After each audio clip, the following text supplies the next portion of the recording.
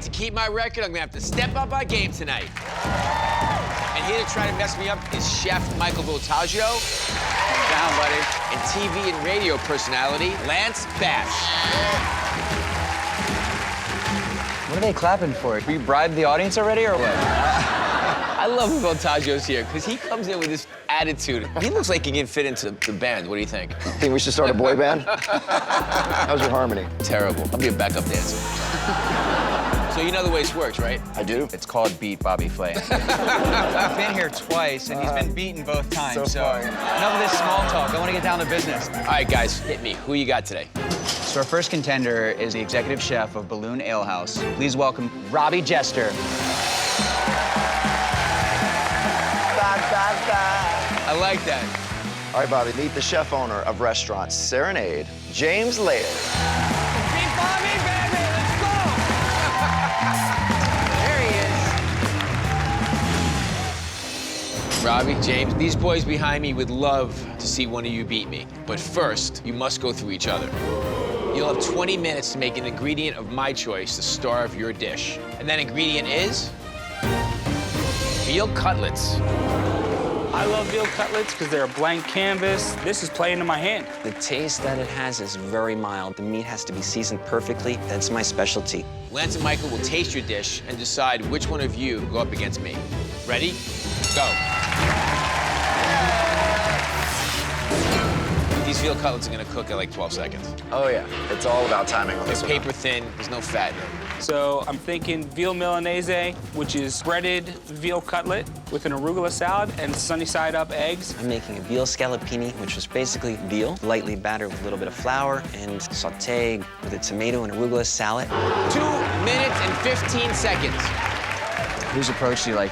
I like them both, actually. They're treating the veal very differently. I'm a sucker for the Milanese thing. He's definitely elevating it with a sunny side egg. But James has the veal not breaded, quickly seared in a cast iron pan. It's well seasoned, that's the key. It's yummy. 45 seconds to go. I put my fried veal milanese on the bottom, top it with my arugula salad with oyster mushrooms, sunny side up egg, little Parmesan cheese. Who are you worried about finishing, James? Robbie, you already finished? I did. Eggs are getting cold. 20 seconds. I have the veal cutlet with the salad, the crispy shallots, and the balsamic reduction. 9, 8, 7, 6, 5, 4, 3, 2, 1. I look at my plate, it's a no-brainer. I got this. James' dish looks really refined. I could be in trouble. Robbie, James, you're here for one mission, to beat Bobby Flay. I mean, look at that little smug face over there, just staring at us. This is all gonna come down to the veal and what you guys did to it to make it the star of the dish.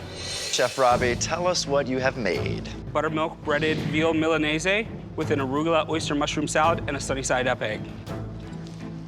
It makes you do the little happy dance. Bobby, you know this dance. Does anyone want to see Bobby do the veal dance? He's blushing. I've never seen this side of you.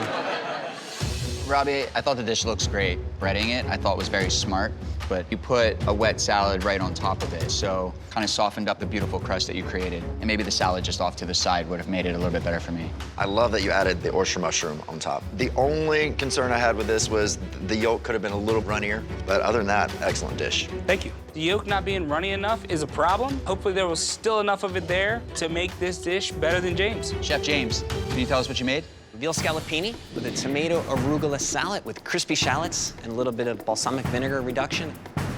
Here comes the happy dance. Come on, Bobby. Excellent dish. I love the acidity of the reduction here. I love the sear that you have on here, but I think it could be just a little overcooked. Your decision to crisp the shallots was really smart. For me, the only thing, it was just missing a little bit of finishing salt or just some seasoning. I stand behind my dish. I'd rather have something under-seasoned than over-seasoned. The chef moving forward to beat Bobby Flay is Chef Robbie. Despite the loss, I'm still gonna celebrate with my customers and all my cooks and my family, and I'm still a winner. Robbie, we've all had veal milanese, but I think everything you added to it is perfection. Thank you very much, Lance. Bobby's a tough competitor, but I'm 2-0 here, so if not for anything else, do this for me. You don't want to go home and be the reason why I don't have a perfect record in this stadium. No, sir. I'm gonna try and make you both undefeated. Thank you, my man. Robbie, congratulations. How do you feel about going into round 2? I feel pretty good. My signature dish is something I grew up making, and you didn't. Wow. Oh, God. All right, well, let's get to it. What are we cooking tonight? Bobby, my signature dish is shrimp scampi. Shrimp scampi. All right, garlic, butter. Some other things, maybe make you go, bye, bye.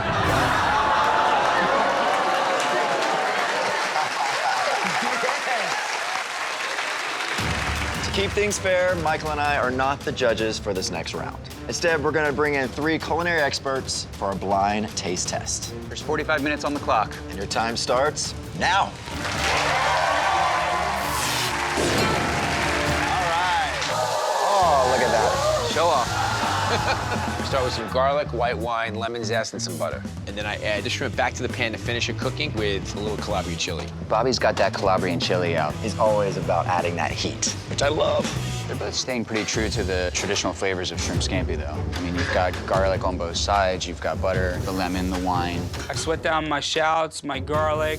I add my heirloom tomatoes, my basil, vermouth, more shrimp stock, some lemon. And now that my base is ready, I added my cooked shrimp, throw in my cavatelli, get it finished in my scampi sauce. I just cannot overcook these. Chef, you've got about a minute left in this dance-off. I start plating my polenta, and I'm gonna put my shrimp over it. Then I add the sauce on top of it, breadcrumbs, a little lemon zest, and some fresh oregano. 30 seconds, chefs. 30 seconds! I'm gonna get down the cavatelli, make sure that I have an even amount of shrimp on each plate and plenty of sauce. I sprinkle some gremolata on top, finished off with chive and parsley. 9, 8, 7, 6, 5, 4, 3, 2, 1. Robbie's fresh pasta turned out perfectly, but I know my polenta has flavor for days. And my shrimp is killer, let's face it. I'm proud of what I put on the plate. I think that I've built some great flavors here. Absolutely good enough to beat Bobby Flay.